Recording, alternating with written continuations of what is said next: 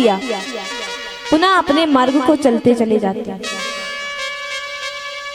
आगे चलिए, सिंधु देश के राजा रहुगण आ रहे थे। उनकी पालकी में 4 लोग लगे हुए थे, जिसमें एक बीमार हो जाता है। तो 3 लोग जो थे वो कहते हैं महाराज एक तो बीमार हो गया, अब क्या करें? तो रहुगण कहता है कि ये सारा मेरा राज्य है, यहाँ पर जितने भी लोग हैं मेरी ही प्रजा हैं, जो भी पहले मिल जाए उसे इस पालकी में जोत लो, इस पालकी में जोत लो। अब महाराज और कोई तो मिला नहीं, जड़ भरत जी आगे ही मिल गए। तो इनको पकड़ के उस पालकी में सबसे आगे लगा लिया जाता है, उस पालकी में सबसे आगे लगा लिया गया। तो अब महाराज जो पालकी कभी ढोता ना हो, अपने कंधे पर जिसने कभी पालकी ना रखी हो, यदि उसे लगा दिया जाए तो वो कहीं भी कोई कार्य नहीं कर सकता। जिस व्यक्ति को कार्य करने के लिए पता ना हो ये कार्य किस प्रकार होगा, अगर उसे वो कार्य दिया जाए वो कार्य कभी सही से नहीं हो सकता।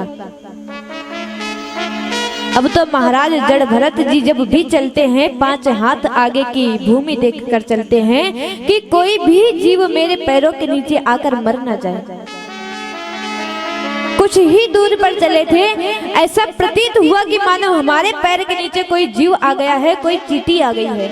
तो महाराज जैसे ही ये प्रतीत हुआ तो उसी स्थान पर बड़ी जोर से उछल जाते हैं। अब जब जोर से उछल जाए, कंधे पर रखी हो पालकी जिसमें बैठे हो राजा, तब तो राजा के खोपड़ी में जो पालकी की लकड़ी होती वो लकड़ी लगती है, भारी चोट होती है। तो राजा ने कहते हैं अरे कैसे चल रहे हो, पालकी चलानी नहीं आती तुम्हें? जड़ भरत जी कुछ नहीं कहते हैं, पुनः चलने लग जाते हैं। पुनः जब चले हैं कुछ ही दूर पर और चल पाए, पुनः ऐसा प्रतीत हुआ कि हमारे पैरों के नीचे पुनः कोई जीव आ गया है। पुनः उछल जाते हैं और पुनः उछले हैं, पुनह लकड़ी लगती है राजा के मस्तिष्क पर। तो राजा पुनः क्रोध करते हैं, अरे इतना हट्टा कट्टा शरीर लेकर घूम रहे हो, पालकी चलानी नहीं आती? जड़ भरत जी पुनः कुछ नहीं बोलते, शीश झुकाकर चल रहे हैं। तीसरी बार महाराज को ऐसा प्रतीत हुआ पुनः हमारे पैरों के नीचे कुछ आ गया है, पुनः उछल जाते हैं और पुनः जैसे ही उछले हैं रहुगण के पुनः ही चोट होती है। उस पालकी को नीचे रखवा कर रहुगण कहता है, अरे किस व्यक्ति को तुमने अपनी पालकी में जोता है? ये तो जीवित ही मृत के समान है, जीवित ही मृत के समान है। कितना भी कहो समझ में नहीं आता। जिस प्रकार कोई परिवार का व्यक्ति यदि मृत हो गई हो, उसकी मृत्यु हो गई हो और उसके सामने परिवार वाले लोग रुदन करते रहे, कितना भी रोते रहे, उससे कोई फर्क नहीं पड़ता। वो उठकर तुमसे नहीं कहेगा कि तुम रो क्यों रहे हो, तुम रो मत। ठीक उसी प्रकार इस व्यक्ति को तुम लेकर आए हो, मैं कितना भी कहूं इसे समझ में नहीं आता। जड़ भरत जी के नेत्रों में आंसू आ जाते हैं। अगर आज मैं कुछ नहीं बोला तो यहाँ पर आने वाले युगों में कहा जाएगा कि इतने महान पुरुष ने, इतने महान संत ने इस मूर्ख राजा को अपने कंधे पर उठा लिया और फिर भी ये राजा मूर्ख कैसे रह गया। बड़ी सुंदर बात कही राजा ने। एक बात बताओ, तुम्हारी ये बातें मुझे समझ में नहीं आई। तुमने कहा कि पालकी चलानी नहीं आती। राजा ने, तुम कभी पैदल नहीं चले हो। यदि तुमसे कहा जाए कि इतनी दूर तक तुम पैदल चलो, पालकी चलाओ, तो तुम भी नहीं चला पाओगे। जो हमारे अभ्यास में नहीं है वो कार्य हम नहीं कर सकते, क्योंकि हमें उसकी ABCD पता ही नहीं है। कहां से क्या करना है, कहां पर विराम करना है, कुछ पता नहीं। दूसरी बात राजन, तुमने कही हट्टा कट्टा शरीर लिए घूमते हो, फिर भी पालकी नहीं ढो पा रहे हो। तो राजन ये बात भी मुझे समझ में नहीं आई। ये बात क्यों नहीं समझ में आई कि यदि लंबे हैं हम, यदि छोटे हैं, ये सब इस शरीर का धर्म होता है, ना कि हमारा धर्म होता है। छोटा होना, बड़ा होना, मोटा होना, पतला होना, भय खाना, ये सभी शरीर के धर्म हैं, ये कोई हमारे धर्म नहीं है। और राजन तुमने तीसरी बात कही कि तुम मुझे जाकर दंड दोगे, मैं जीवित ही मृत के समान हूँ। तो एक बात बताओ, इस संसार में कौन सा है जो जीवित है? जो भगवान का चिंतन नहीं करता वो भी तो मृत के समान ही है। तुमने कहा तुम मुझे कष्ट पहुंचाओगे, मुझे दंडित करोगे। एक बात बताओ, गेहूं को पीसकर हम आटा तो बना सकते हैं, राजन तुम आटे को पीसकर क्या बनाओगे?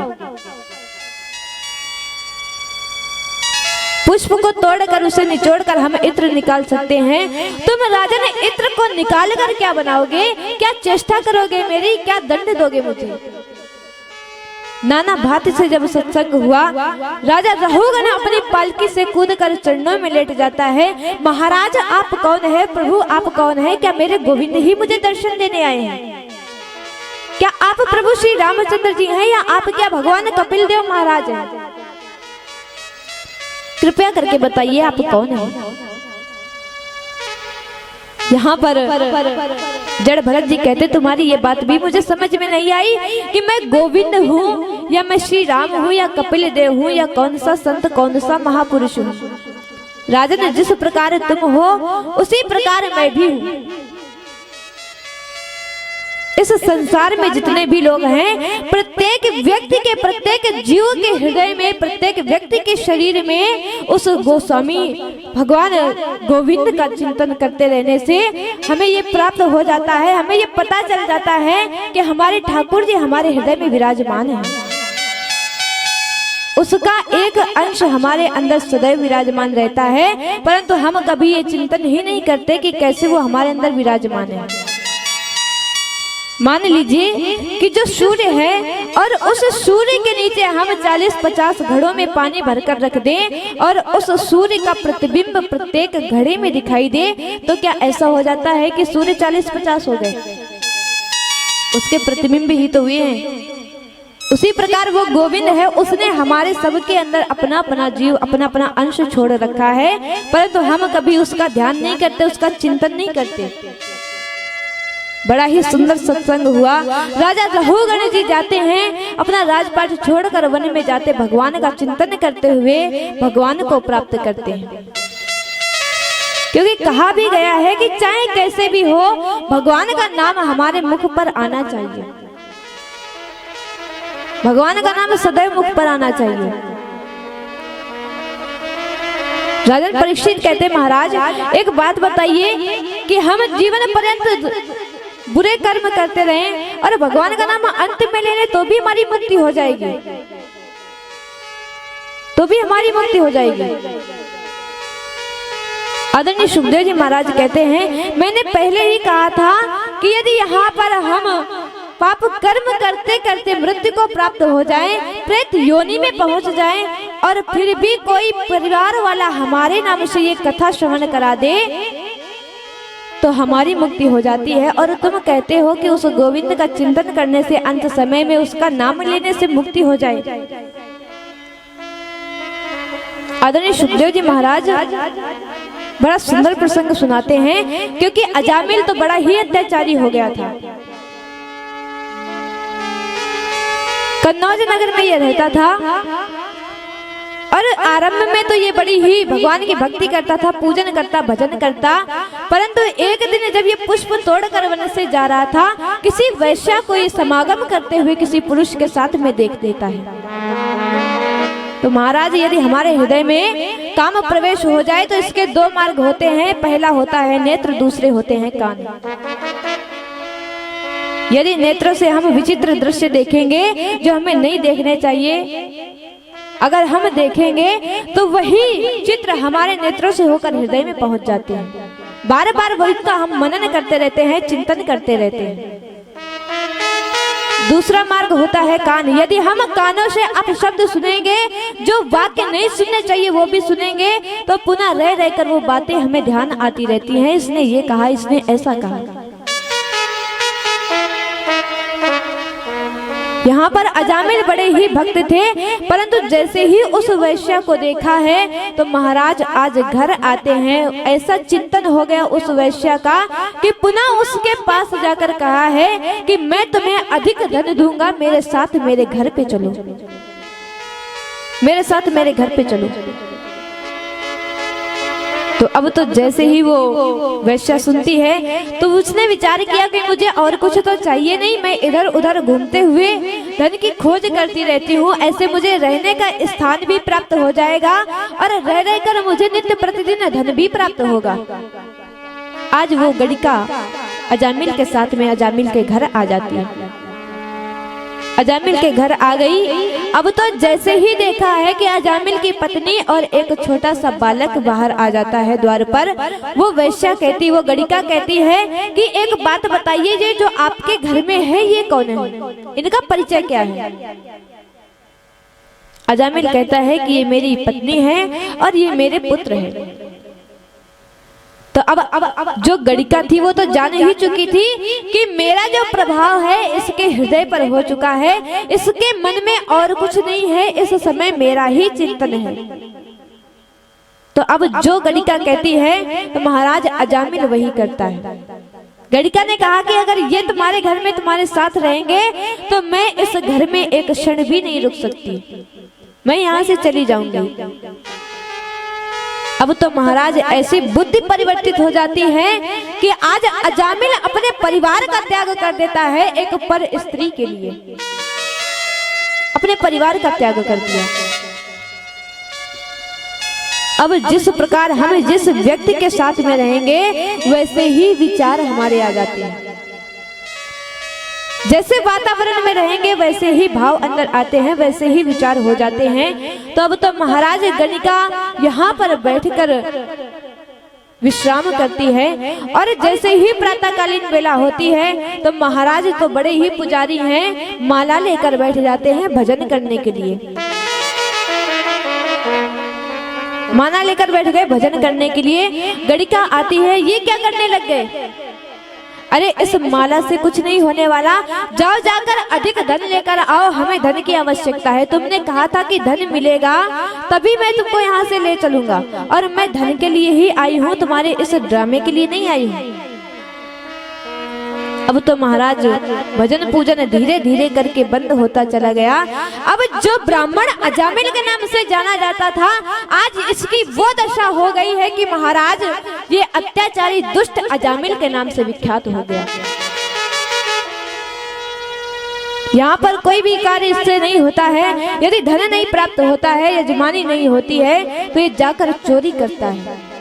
कोई भी मार्ग में मिल गया उसके जेवरात उसके गहने लेकर ये चला आता है। और कभी कभी ऐसा होता है कि किसी न किसी को मारकर भी ये आ जाता है।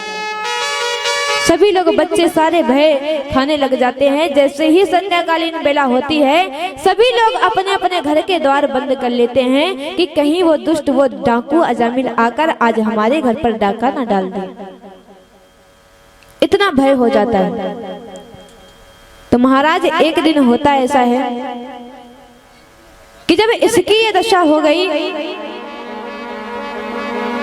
तो यहाँ पर एक दिन कुछ संतों की मंडली मथुरा से श्री वृंदावन धाम की ओर प्रस्थान कर रही थी। 40-50 संत थे और तब के जो संत थे, जो महापुरुष सत पुरुष थे, वो जो भी तीर्थ यात्रा करते थे वो पैदल ही तीर्थ यात्रा की जाती थी, पैदल ही तीर्थ यात्रा कर रहे थे। संध्या का समय हो गया जब काफी समय जानकर वहीं पर अजामिल के गांव में ही किसी व्यक्ति से पूछा है कि भैया यहाँ पर कोई भगवान का भक्त हो, उसका घर बता दीजिए, तो रात्रि में ही उसके यहाँ पर हमें विश्राम करेंगे, भजन होगा, भोजन होगा और पुनः प्रातः होते ही हम यहाँ से अपनी तीर्थ यात्रा को पुनः प्रस्थान करेंगे।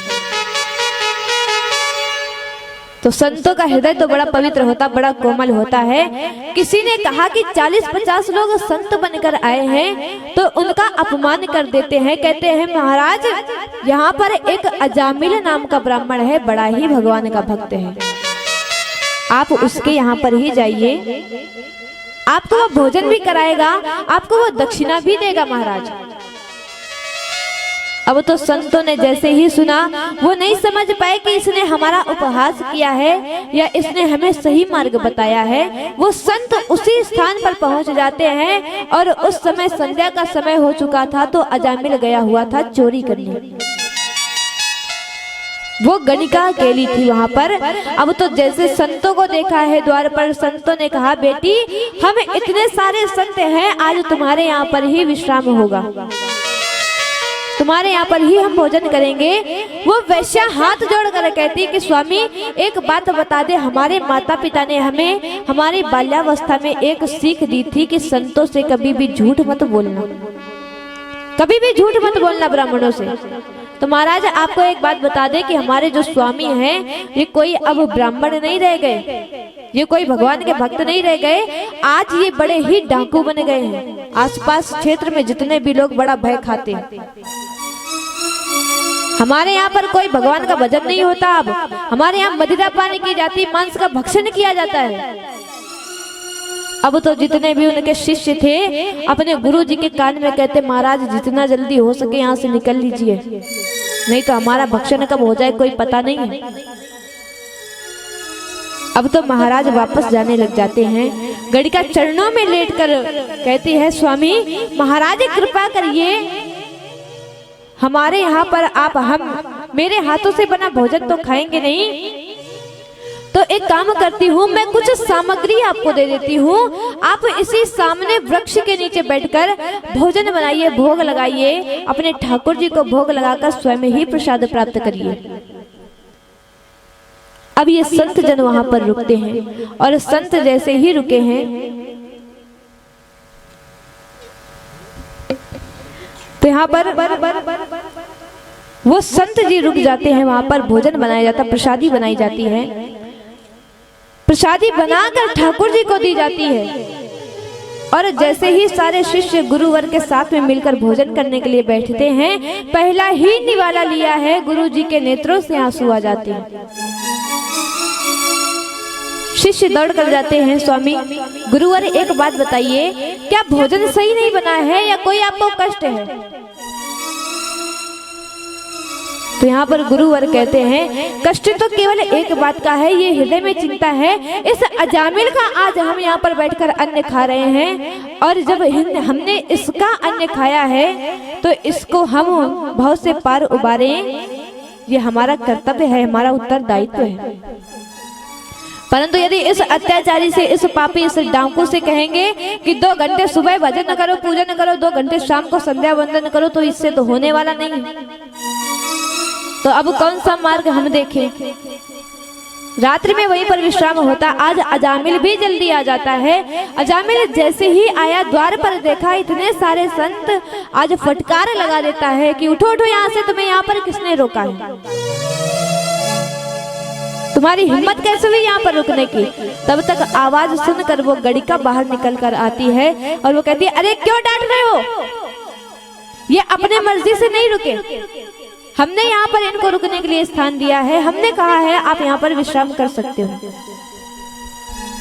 अब तो महाराज जैसे ही अजामिल सुनता है अरे तुमने रोका है तो पहले बता देती, हम कुछ कहते ना, महाराज आप यहीं पर विश्राम करिए। तो यहाँ पर वो सारे संत जन कहते हैं कि बेटा तुम्हारे यहाँ पर मैंने आज का भोजन किया है और तुम तो जानते हो कि यदि कोई संत आकर घर में भोजन करे तो भोजन के बाद उसे दक्षिणा दी जाती है, तो अब हमें दक्षिणा क्या दोगे? अजामिल कहता महाराज भूतों से ही दक्षिणा लेने आ गए, अरे ये तो शुक्र करिए कि आपका जो ये सोटा लोटा लेकर घूम रहे ये हमने नहीं छीना, नहीं तो ये भी नहीं मिलता आपको। आज वो संत कहते हैं मुझे तुमसे कोई धन नहीं चाहिए दक्षिणा में, केवल एक कार्य कर देना। उस गणिका के माध्यम से अजामिल के 9 पुत्र हो चुके थे, 10वां होने वाला था। तो यहाँ पर वो संत जन कहते हैं इस बार तुम्हारे जो पुत्र हो, हमें दक्षिणा में ये चाहिए कि तुम अपने होने वाले पुत्र का नाम नारायण रख देना। कितना सुंदर मार्ग बता दिया, कोई पहचान भी नहीं पाया। क्योंकि यदि पुत्र का नाम होगा, दिन में चाहे कितने भी पाप करें, कितने भी हम बुरे कर्म क्यों ना करें, यदि पुत्र से प्रेम होगा तो 10-20 बार भगवान का नाम मुख पर आ ही जाएगा। बोलिए गोविंद भगवान की। तो यहाँ पर अजामिल ने विचार किया कि कोई धन तो जा नहीं रहा हमारा, तो आज गोविंद का नाम रख दिया जाता।